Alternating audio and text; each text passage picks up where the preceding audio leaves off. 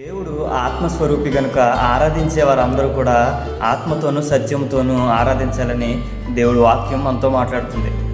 అయితే ఆత్మ సంబంధులు ఎలా ఉంటారు, శరీర సంబంధులు ఎలా ఉంటారు అని ఒక వాక్యాన్ని బట్టి మనం తెలుసుకుందాం.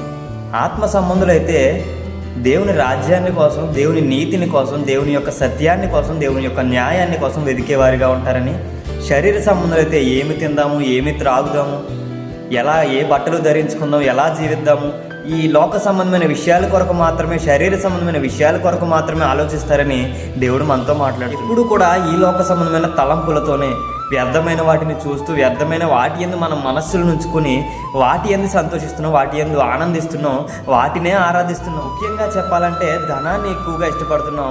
దేవునికి ధనానికి ఏది డిఫరెన్స్ లేదన్నట్టుగా ధనాన్ని ఎక్కువగా ప్రేమిస్తున్నాం. దేవుడు ఎక్కువ, ధనం ఎక్కువ అంటే ధనమే ఎక్కువ. మనిషి కంటే కూడా, దేవుని కంటే కూడా మనకి డబ్బే ఎక్కువ అన్నట్లుగా మనం మారిపోయాం. కానీ దేవుడు మాట్లాడుతున్నాడు, ఈ లోకమందు నువ్వు ధనాన్ని కూర్చుకోవద్దు. ఈ లోకంలో ధనము పాడైపోతుంది, కానీ పరలోకమందు నీ యొక్క ధనాన్ని కూర్చుకో, నీ యొక్క ధనాన్ని సంపాదించుకో.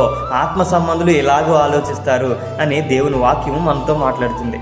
కనుక ఆత్మ సంబంధులైన ప్రతి ఒక్కరు కూడా ఈ లోకం వరకు కాకుండా, ఈ లోకంలో ఉన్న వాటి కొరకు కాకుండా, దేవుని సంబంధి అయిన వాడు దేవుని యొక్క ఆలోచనలు కలిగి దేవుని యొక్క ఉద్దేశాన్ని నెరవేర్చేవాడిగా పరలోక రాజ్యంలో ధనాన్ని కూర్చుకునేందుకు ఆసక్తి కలిగి మరి శ్రమ పడతారు కనుక, పాటు పడతారు కనుక ఆ విధంగా ప్రతి ఒక్కరు ఉండాలని మిమ్మల్ని హెచ్చరిస్తున్నాను. మనమందరం కూడా దేవునిలో అలాగూ దేవుని యొక్క ఆత్మను కలిగి బ్రతుకుతాం.